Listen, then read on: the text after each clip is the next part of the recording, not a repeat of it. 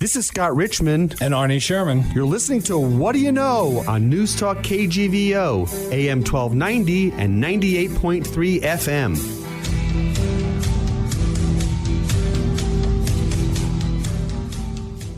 Arnie Sherman, a good Sunday morning. Scott, I'm always seeing you on Sundays. I'm missing our golf season when we get to play golf, and it looks like maybe in the next few weeks we'll have a chance to do that. I'm anxious. I may have to go somewhere and play golf and get tuned up for before we go out on the links here in Missoula. But how you been the last week or so? Pretty good. I was in Florida, as I told you, seeing my mom and my aunt, who's 96. And younger than me. Yeah. I feel like 96. But golf was being played. I was not partaking, though. Well, you had family obligations, and it's hard. It's a guilt trip. You got all the relatives that haven't seen you. They want to talk to you. They want you around. Yes. They want to feed you. They don't want you taking off for 5 hours playing golf. So I understand that. Did you eat? Did you eat? You're looking thin. Right. Yeah, I'll make you something. I'll cook you something.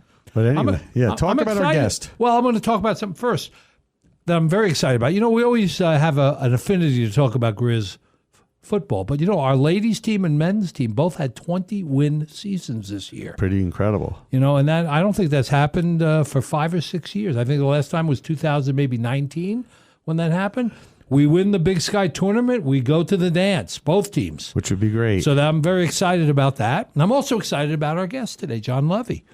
John has Montana roots because his wife is from Missoula and her parents were affiliated with the University of Montana. He comes here from a very successful legal career where he opened up an office in New York for a very large law firm. We'll ask him about all of that. He's involved with the Montana Innocence Project, which is very timely these days with Lily Gladstone probably going to be winning an Academy Award for her performance. She's a front runner for sure. She's a definite front runner, and he's had a very interesting life experiences, and he was involved in a lot of interesting high-profile litigation cases. But I want to talk to him a little bit about moving here, and after being in the bright lights in the big city, what's it like, being domiciled in Missoula, Montana. Plus, he's a scratch golfer, and I want to give him a hard time anyway. Hey, guys, who can play as an amateur and just play fantastic golf. So that's our guest today, and I'm looking forward to finding out about his life and how he finds living in Montana. John Lovi, representing the Montana Innocence Project. Back after this. Arnie, we are back with our guest, John Lovi. John, it's a pleasure to see you. Welcome Good to the be show. Here. We like to bring people that we know are sort of transplants and query them about, their experiences, how they compare and contrast Montana from where they came from. And you seem to be a prime suspect or subject, whichever way you want to look on it, for being here. I fit the bill. You do fit the bill. So why don't you tell us a little bit about your background before I drill down and get into asking you, the usual questions about, why are you here, and what do you think about here compared to where you were before, and all that kind of stuff. Give us a little thumbnail sketch of John Lovi. The thumbnail. Well, the beginning actually explains the ending. Okay. I grew up in what we call upstate New York. Upstate, right. Which, it's a big state. It's only 75 miles north of New York City, but it was a dirt road in the middle of the woods. Both my parents were from New York City, and I was the third of 6, and they said, if we're going to grow this family, they were Catholics without rhythm, we needed to get somewhere where the air was clean and, plenty of room so we can be, feral children, which is basically what we were. Anyway, I did that. I went to college in the city at Columbia, where my older brother went. Where my dad wanted to go.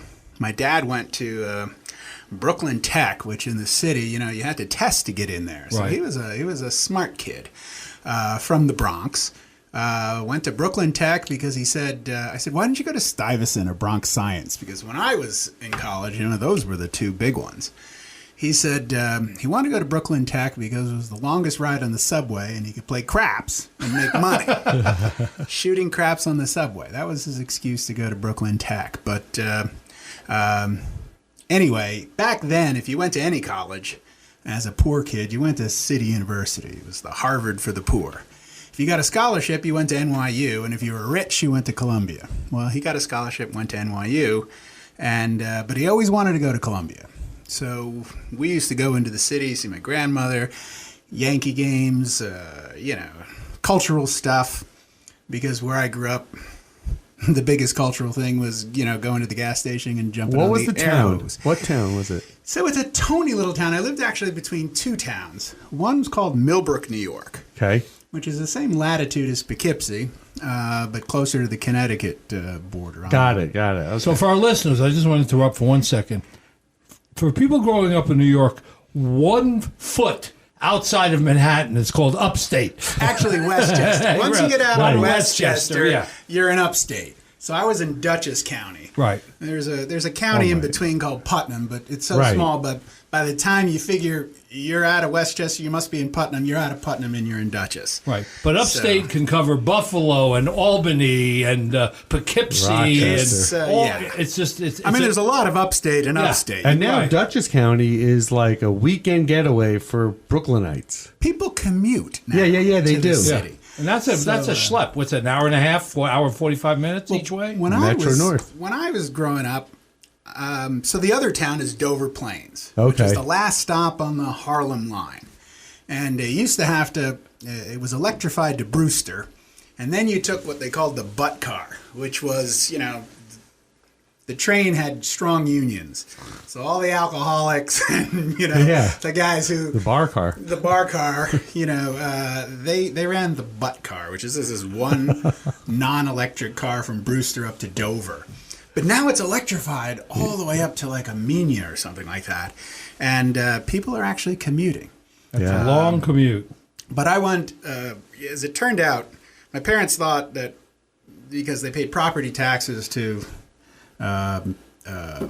Millbrook, which is a tony little town, but they paid school taxes to Dover. It was one of those areas we were called Chestnut Ridge, where in order to grab a bit more high-end real estate for the school taxes, they had the Ridge kids go to Dover. So it was like a 45-minute bus ride. I was the last kid picked up, and the last kid dropped off. So you didn't have a rich family. How'd you get into Columbia? I was a good student. It's Like your dad. yeah, and it was actually my mom. My mom, although she was a hairdresser, had that sort of immigrant family, Driving force. that you shall work hard, and this is America. If you study hard and work hard, you shall become... There were only 3 professions that were legitimate. There was doctor, lawyer, and Indian chief, which was, my mom's shorthand of saying be a CEO or something. So that was the push. My dad, although he was smart, was a bit of an underachiever. So my mom was the motivational force, and my brother, because my dad worked 2 jobs, I hardly ever saw him. My older brother was 6 years older. And, I followed in his footsteps. Right. And, he did this. I did the same thing 6 years later. So I was a bit, pushed. So in the family, I was just following my brother. Right. My brother was the superstar. I, on the other hand, just did whatever he did. But relative to the people my age, I was very advanced. So he went to Columbia. I studied hard. I went to Columbia. And then I went to Yale Law School. So let me go back. Yeah. You go to Columbia. You study philosophy and economics. Yes. What were you going to do with that? Light reading. What the heck were you going to do with that? I wanted to be a lawyer. And so... Was that because your family wanted you to be a lawyer, or you really wanted to be a lawyer? That's interesting, because my wife's a lawyer, too. And, she can tell the story of reading, To Kill a Mockingbird and whatever. We argued a lot in our house. It's sort of like, imagine a more ethnic dining room table than sort of the Kennedys, Right. My father would throw out a subject and we'd just argue all the time. And my mom said, with a mouth like yours, you ought to be a lawyer. So I was like, yeah, okay. All right, be so a lawyer. Yeah, I'll be a lawyer. And then I went to Columbia, and, we grew up in the country. We weren't cultured, and people at Columbia, all of a sudden I realized, I never thought I was poor. We had food on the table. Right. We always had clean clothes. And where I went to school, people thought we were rich because we'd go into the city every once in a while. Right. Then I went to Columbia and I realized, I called my mom up. I said, Mom, do you know we're poor? I mean, these guys are rich. Yeah. And I remember they were saying, like, what do you want to do? Here's freshman year. And I said, I'm going to be a lawyer. Where are you going to go to law school? I'm going to go to Princeton. They said, Princeton doesn't have a law school. I was like, Oh, well, then I'm not going there. I guess I'm not going there. So I was like, well, what's the best law school? And they said, Yale. So I said, yeah, I'm going to go there. Will these people remind you of like being from The Great Gatsby, some of the people that you read into? Well, this was 1979 New York City. Right. And it's Columbia. So it was a bit more laid back. Mm-hmm. When I got to Yale, Yale was definitely in a different category. That was sort of what people think of as Ivy League and the whole snooty. When I think of Columbia was Yale, pretty cool. I always, for some reason, think of a rowing team, with everybody with the Y on their chest going down the river. Yeah, and it's more like central casting for what people think of as Ivy League, and Princeton's that way. And Columbia was less so, although it was, and I was the last all-male class, along with, and the reason why I never go to any reunions, because reunions is a chance to go back and, brag about your accomplishments. But my classmate was Barack Obama, so he ruined it. You're right. I'm not going back. Yeah. Brock, what did you do? Yeah. What did you do with your life? Yeah, I became a trial lawyer. What did you do? So, actually, I met him once when we first ran for president because he was a law professor. My wife was a law professor, and everyone on his team when he was starting out was from Montclair, New Jersey, where we were living at the time. And so we ran into him. We joined. We thought, this is fun. We're going to do this for a couple of weeks. He's going to get clobbered. We're going to go back to working for Hillary. And, Didn't happen. just took off. So, it was interesting. Columbia was interesting. I worked 40 hours a week in the library as a work-study job. I wound up driving a taxi cab in New York City for a couple of years to make money because, unlike a lot of my classmates, if I didn't make money, I wasn't coming back in the fall. Mm-hmm. They were like, what are you going to do, John? You're going to intern at this place, intern at that place. I'm like, do they pay? They're like, no. Intern is for, resume building. I said, yeah, well, I need to make money. You guys can resume build. I need to make some money. So anyway, it wasn't until, I got to Yale, and that's how I wound up getting here. My wife, who's from Missoula, her dad was a philosophy professor here for 50 years. Wow. Yeah. At the university. Yeah. And her mom worked at the university. I remember her mom. Yeah, she was in the administration. Her dad. What's the last name? His name is Professor Albert Borgman. Borgman. He just died last spring. But yeah, he was a pretty intimidating fellow. I remember, you asked me what I studied. So I started out being an economics major because I thought, there's a lot of good guts. You can get a lot of, A's, and you need to have high scores in order to get to law school. And there are a lot of required courses at Columbia. And I remember one of the early classes I took as a freshman, the professor was like, you have potential, John. What are you going to major in? I said, economics. He says, that's a waste of talent. You should study philosophy, which is what his department was.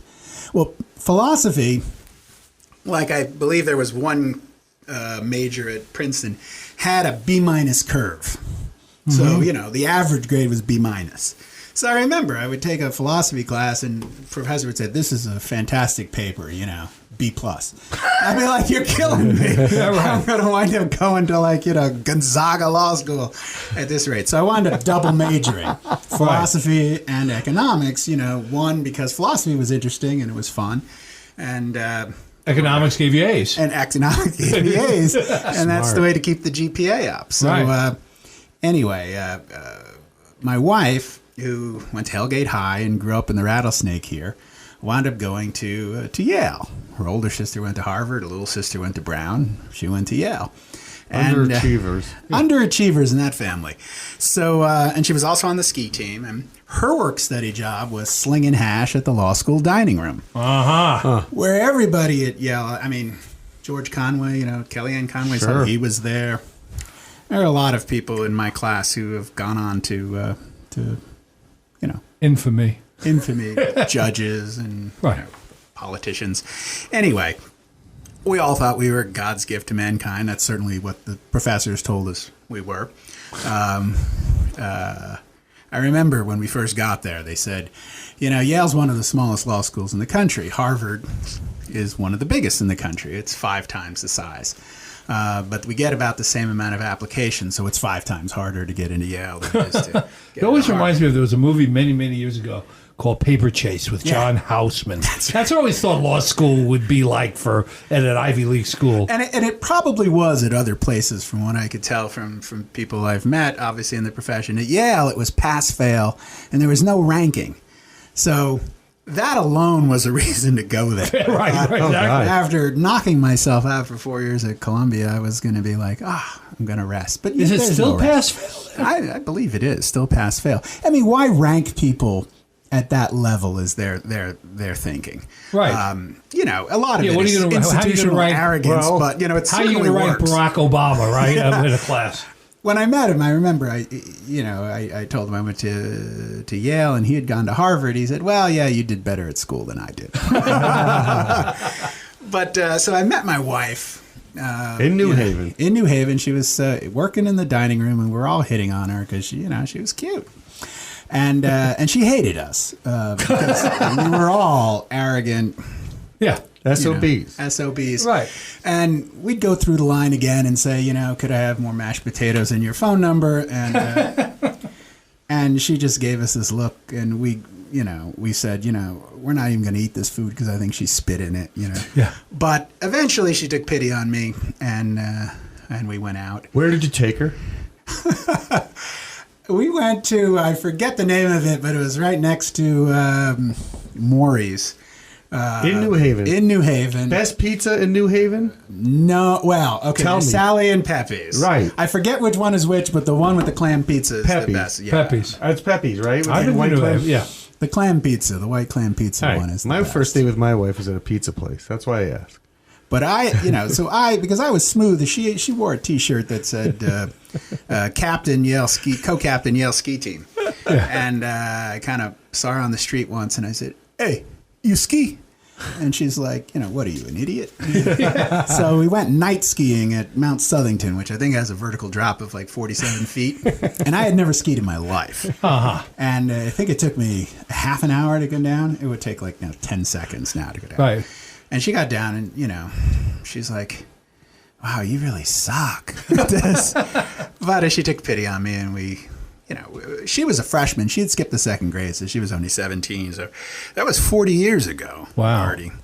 And 8 years later, she wound up going to NYU, and we wound up getting married. But she had conditions. That is, if we have kids, they have to learn to ski as soon as they walk. They have to ski in the West. We have to go to Montana every summer and for Christmas in the winter. And when the kids are out in college and we can retire, we're going to move here. And that's why I'm here. That's why you're here. Kids went to college, and that's the story, and you're sticking to it. That's the story. Conditional relationship. So tell me, so you graduate law school from Yeah. a prestigious, maybe the most prestigious law school in the country. Certainly the one with pass-fail, which makes That it makes even it more the most prestigious. Exactly. And then what happens with your legal career? I mean, you read these great stories about coming out with a degree in Yale. You're clerking for a judge. You're doing whatever. How did your trajectory come around? I remember the dean at the law school, Dean Guido Calabresi, is now a judge on the Second Circuit. Wonderful human being, beautiful, wonderful judge. He gave us this talk. He said, it was a spin on the old Harvard statement. You look on the right, look on your left. One of you is not going to be here next year. He's like, look on your right, look on your left. One of you is going to be a famous politician. One of you is going to be a famous judge. The other one is, the loser, is going to wind up being a partner at a major law firm, and you're going to wind up, writing big checks to us in gratitude. So I didn't become a judge, and I didn't become a politician. So I went to Wall Street, and back then in the '80s, that was the takeover days. Mm-hmm. That was back when preppy wasn't the derogative term that it is now. That was the term you wanted to be called. Anyway, it were crazy times on Wall Street, and we were doing M&A. I was a litigator, so we were doing takeovers and insider trading, which was the natural prelude to that.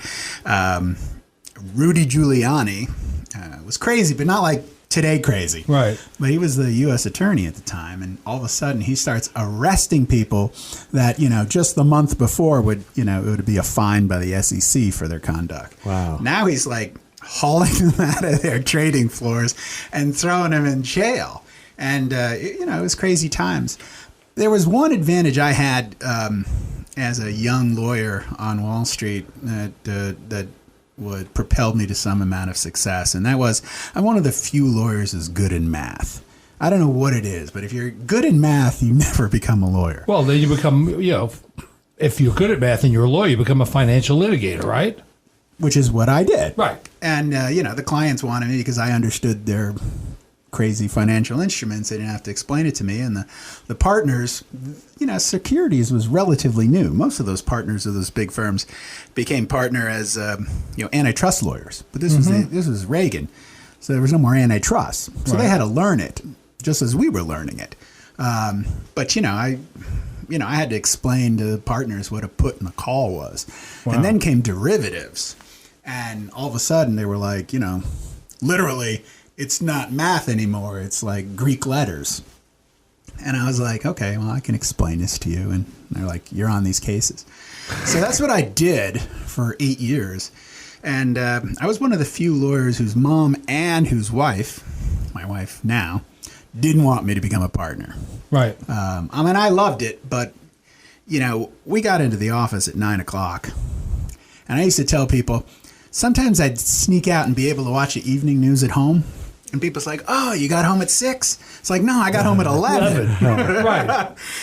Literally, if you got out before midnight, 6 days a week, you were sneaking out. I'd sneak out at 11:30 at night if I could. So after 8 years, it would seem you had an opportunity to open up. Is that what? No, I was recruited at another a law firm, and I was offered a partnership there.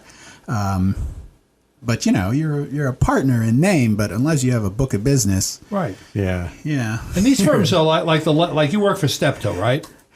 First, I worked for McDermott, Will and Emery's New York office, a big Chicago firm, and then I was recruited from there to open the New York office of Steptoe Johnson, which is a DC firm. Yeah, and they have 400 lawyers, something like. Yeah, they have a lot of lawyers. It's a big firm, and you're a partner in a big firm. Partner at a big firm, and by that time I had a book of business, and again.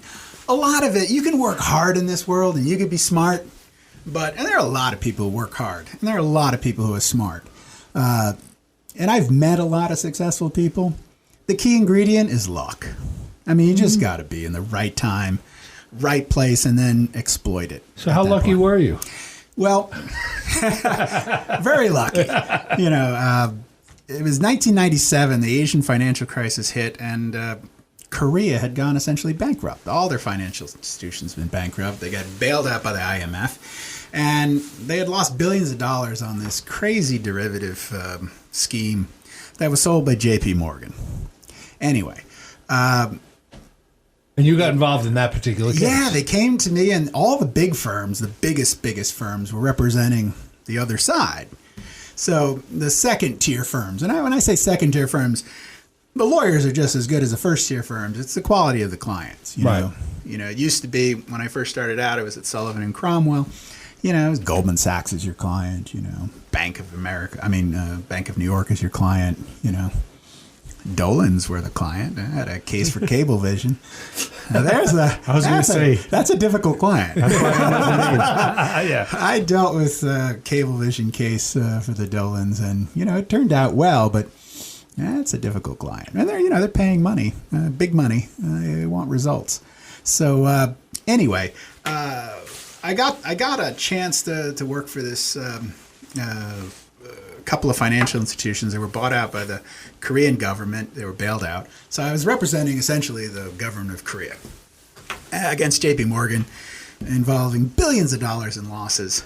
And, I was just in my young 30s, and I was up against Cravath, Swain & Moore, which is the number one firm. It was like Cravath, Davis Polk, Sullivan & Cromwell, the big three, sort of the Harvard, Yale, Right. Princeton of law firms at the time. Anyway, this was a crazy case. It was, this was 1998 by the time the cases came. And I remember filing this lawsuit, and it went before Judge Hellerstein, who Clinton had just nominated to the Southern District. He was a great judge. He had a great career. He was like in his 60s already. And then they put him on the district. He's still practicing. He's like 89. He's still a judge. Anyway, he was a relatively new judge, and I was a young lawyer, and he was going to teach me a lesson. He wasn't going to let me go crazy with this case. So I remember writing this complaint, and I referred to this derivative scheme as casino financing. Mm-hmm. And he threw my case out. Sua sponte, as they say. That means, the other side didn't even have to make a motion. He just read it and said, get rid of this statement. This reads like a press release. I said, well, it was intended to read like a press release. It's a pretty important case. He didn't like casino financing, which is interesting because after 2008, when everybody was calling it casino financing, right. I ran into Judge Hellerstein on another matter, and he pulled me aside, and he's a great guy. And he's like, you're a bit ahead of your time. But that's what it was. And Scott, this sounds like a TV show, doesn't it? It looks like I'm trying to see who could play him in this show. These are very interesting cases. Was that the most high-profile case that you were involved in? That was the biggest and most high-profile. I mean, there was billions of dollars. And how did it turn out? So the judge was very skeptical. You got J.P. Morgan. They have a ton of experts. You're representing the Korean bank. I'm a 30-year-old, relatively new partner. So I had to sort of convince him. He was not really buying what I was selling. And it was very difficult to explain this thing, derivatives. And he kept thinking it was insurance, and it was the only thing that, my opposition and I agreed on. It's not insurance. But they were trying to explain, derivatives to him. And it came to a point where we were talking about risk. And according to JP Morgan, they had done these things they call stress tests. They look at this and they said, based on all this analysis, up to 2 standard deviations, this covers 98% of all circumstances, there was not going to be a problem with this security.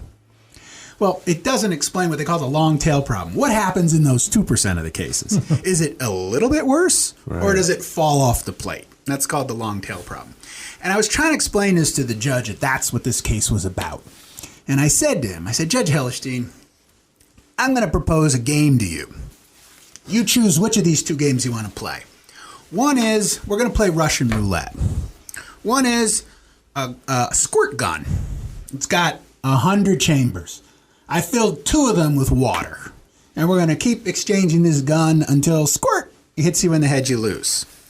The other game is identical, except I'm putting 2 live rounds in a gun, and we're going to play. Now, according to JP Morgan, right, you're indifferent. The risk's the same because under 2 standard deviations, there's no risk. It's the same risk. The judge said, yeah, hand me the squirt gun. And at that point, I knew he got the case. And we wound up, getting summary judgment on it. J.P. Morgan appealed. We appealed because we thought we were owed even more money than the judge gave us. And, of course, it settled. Jamie Dimon just took over at J.P. Morgan. He didn't want this risk on his books. We wound up settling for a number that cannot be disclosed. Mm-hmm. But it's certainly, after that, everybody called me and said, can you do that for me? Yeah, sure. A career-defining case. Yeah. John Lovi's our guest. Oh. Yeah.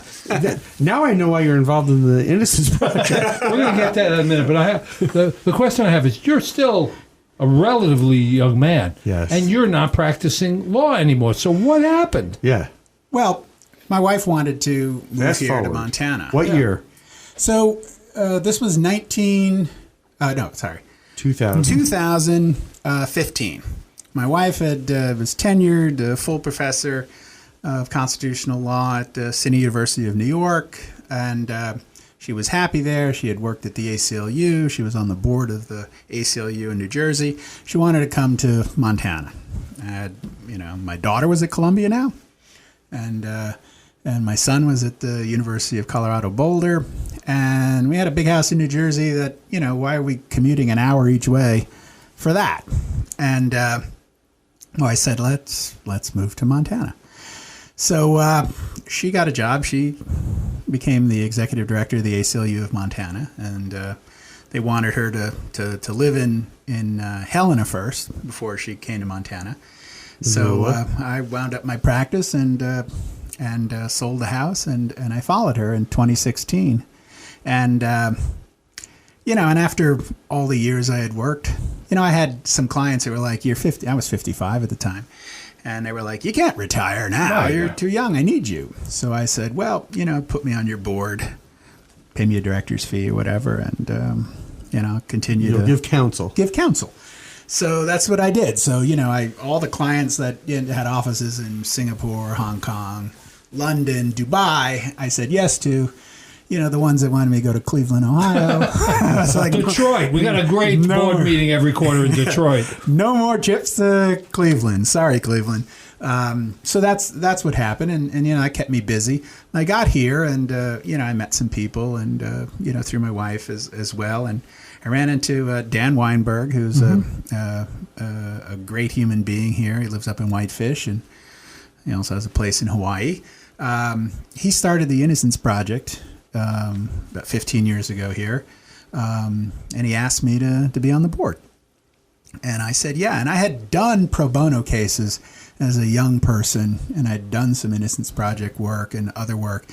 And I've got to tell you, I did it mostly for selfish reasons. As a young lawyer in a big firm, you rarely get to go to court. Right. But if you take pro bono cases, you get to go to court. Mm-hmm. And you're very successful because, you never settle those cases. You're like, I don't want to settle. I mean, I could do that all the time with regular clients. I want to go to trial. Right. So I rarely settled a case until they paid everything that my client wanted. So there was really nothing to go to court for anymore. But it's incredibly satisfying to provide counsel to people, especially at that level with those resources, the effect you can have. And it's not only personally satisfying, but it's also a bit disturbing that that's the way our society is. Our system works that, the kind of counsel that we could provide, lawyers like myself and firms that, like I had, I write a letter on a big firm letterhead to a pro bono client. The other side folds most of the time. And you just don't get that. If you can't afford, I was $1,250 an hour back then. And, God knows what it would be now, $1,500 an hour. I tell a story in a phone call. Clients like, shut up. That just cost me $600. Arnie, it wasn't that funny. I know, this is like the TV show Suits. Yeah, I know. It's just that's what you're thinking. They're telling me, how's your weekend? I don't care about your weekend. It's going to cost me $500. That's your weekend. Let's talk about the case. So you had a quote that resonated with me. It says, allowing someone to be incarcerated for a crime they didn't commit is an abomination. Yeah. How often does that abomination happen? More than you would believe. The Innocence Project in Montana, which is not a big state, not a big population, in the 15 years, we've had 10 exonerees. Now, that's just scratching the surface. Wow. Because you would think if you had proof of a person's innocence, it'd be relatively easy to go to court and say, hey, there's an innocent person sitting in jail. Right. This is not a political issue. I don't care if you're a Republican or Democrat, conservative or liberal. No one can be in favor of an innocent person sitting in jail for a crime they didn't do. I can't think of anything more just disturbing for a free society, especially ours. Unless you're a corrupt politician. Yeah, then you're guilty. But it's amazing how many people there are like that, and how difficult it is to get them out, to prove. That's the hardest part to swallow. You know they're innocent. You have proof they're innocent, and you still can't get them out. Yeah, because, according to the Supreme Court, they had a fair trial.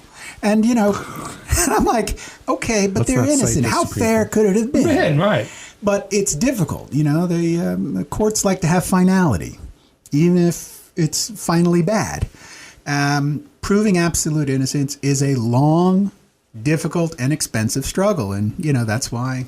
How much of your day is spent working on as your board position for some of your clients from the past to what you're working on with the Innocence Project? I do most of my time in legal work with the Innocence Project. Mm-hmm. I mean, we're on the board, and we have a wonderful staff. I mean, it's just what's incredible is I feel good about doing the work, but what really warms your heart is watching the people who dedicate their careers to this work.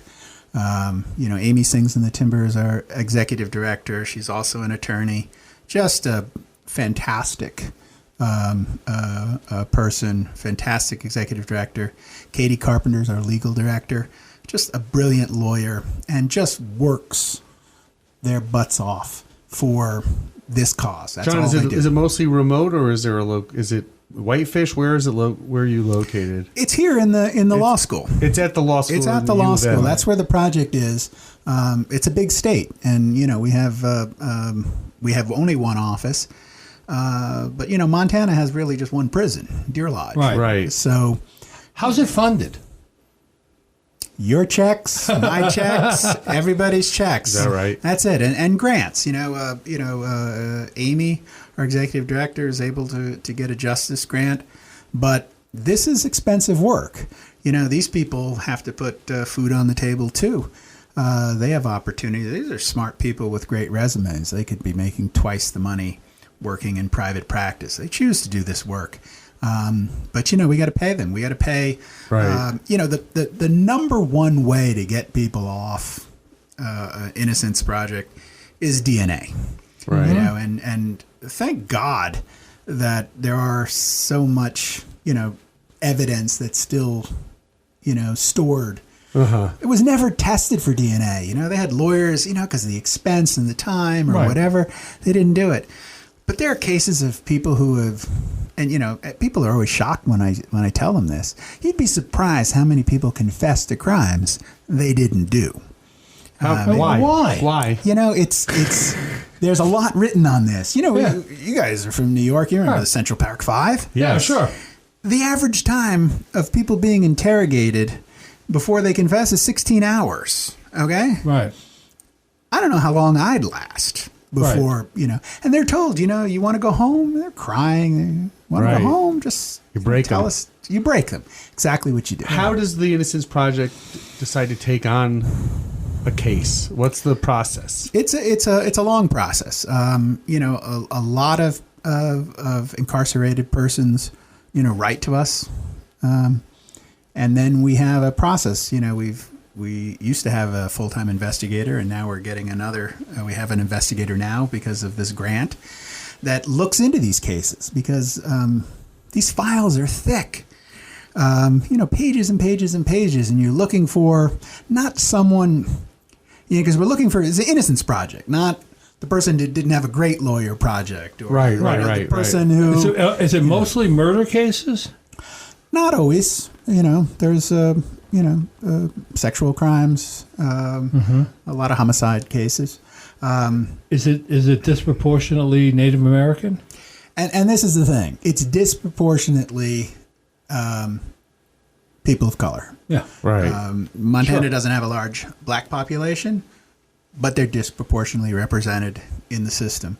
Native Americans, by far, disproportionately represented in the system. And it goes back to it's not just a poverty issue. Native Americans in this state and throughout the country have had a difficult relationship with the U.S. and the government, and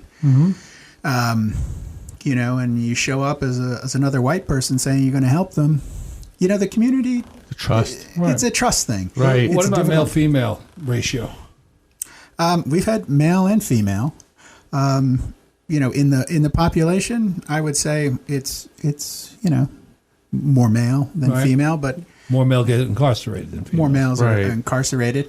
But you're looking for cases where you can meet the legal standard, which is absolute. You got to show innocence, actual innocence, which is difficult Right. to do. Rather than the opposite. which Yeah. is- Now, if you've got DNA is because of Right. statistics, you can show that if the evidence was this is the murder weapon and it was a hammer, and the it used to be fingerprints, Right. but fingerprint analysis is not great. The science of DNA, Yeah. you can show mathematically that DNA in that person, whether it be a sexual offense or murder, if you can show that the evidence that the government claims doesn't match up, it could not have happened.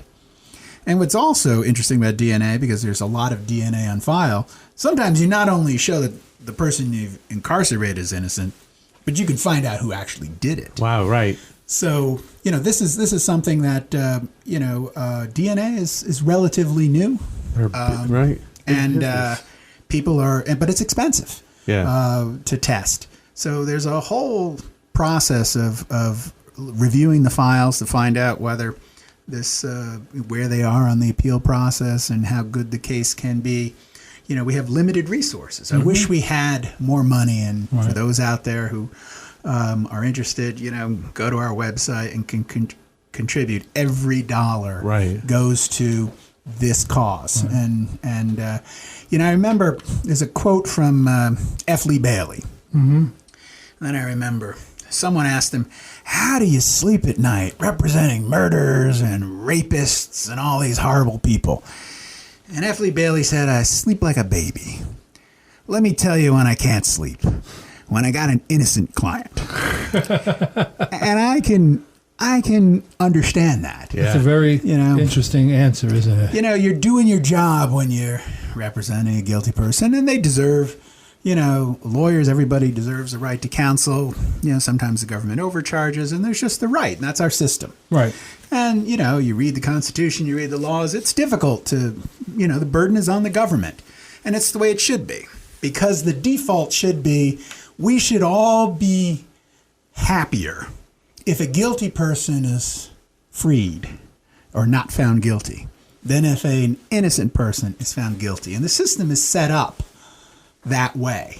And when it fails, and it fails because they have a counsel, it's not that he's a bad lawyer, she's a bad lawyer. They just don't have the time. You have 20 Right. cases. I'm telling you, when I go into court, and when I was representing Wall Street, and my client's wearing a $2,000 suit, okay, and he's paying a team of lawyers, $50,000 a week, and we can afford every expert and whatever, and you go in, and your client belongs to the same club as the judge, and you went to the same schools as the prosecutor, it's an adversarial system, but, the scales of justice tip pretty fairly. Sure. But then you sit in court and you see somebody come in an orange jumpsuit, shackled Right. at the feet and the hands, shuffling in, okay, with hair disheveled, sits down, and the lawyer introduces himself as if he met him for the first time, Which he might have. which he might have. And the same prosecutor is dealing with that case as his lawyer is flipping through a bunch of files, figuring out which of the 15 cases he's dealing with today is this guy. Right.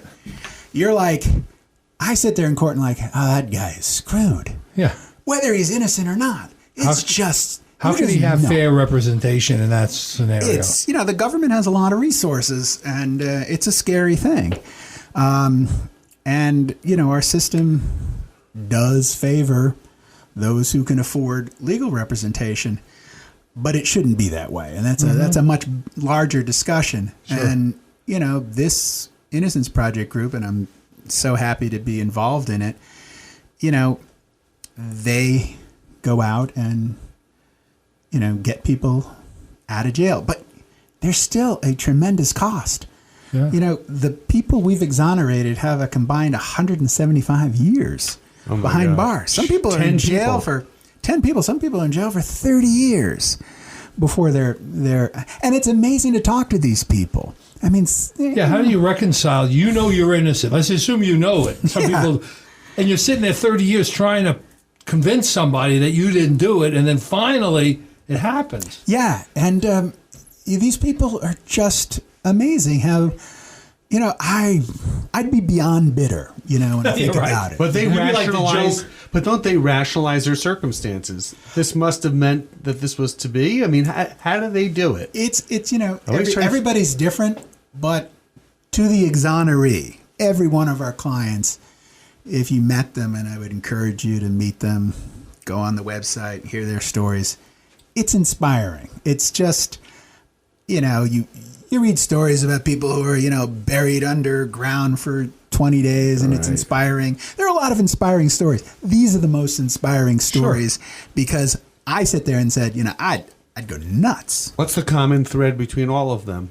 What is the thing that you see? Poverty. Poverty. Right. There's no innocent rich person behind bars, regardless of what Donald Trump will tell you. Okay, he'll be the only innocent rich person behind bars if he ever winds up facing justice.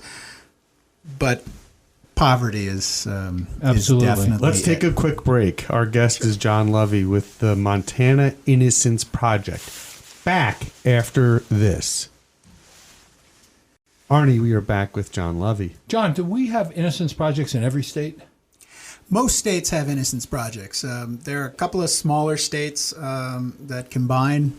I think Idaho's one of them, but they largely exist. There's a national innocence project, but basically all the innocence projects work as one-offs.